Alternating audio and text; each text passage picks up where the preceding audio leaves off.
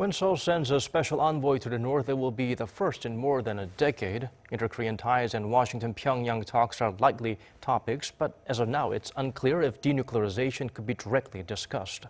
For details, let's turn to our Oh Jung-hee.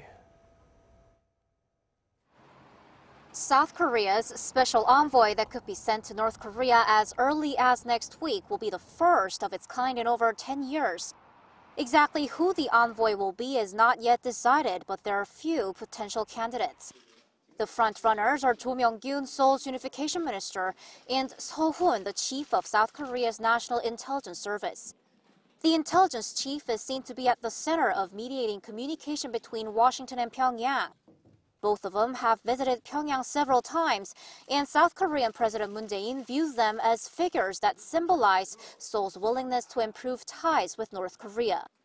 Seoul's envoy could seek to discuss both inter-Korean ties and possible Washington-Pyongyang talks. But experts believe bringing up denuclearization directly could still be difficult.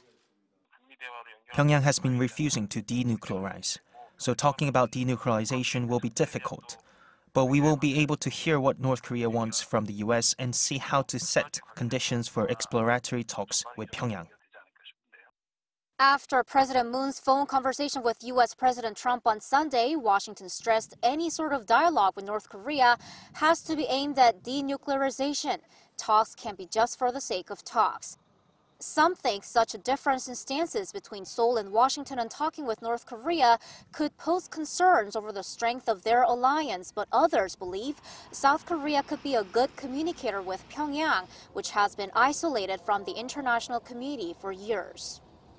It has to be delivered to North Korea that things will become worse if it doesn't come out for dialogue with a plan to denuclearize.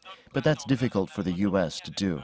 So for Washington, it's not too bad to have South Korea talk with Pyongyang. And for Seoul, steps to create a better environment for talks with North Korea cannot be delayed or slowed down, as South Korea-U.S. joint military drills are to take place in April, which could raise tensions on the peninsula. Oh Jung-hee, Arirang News.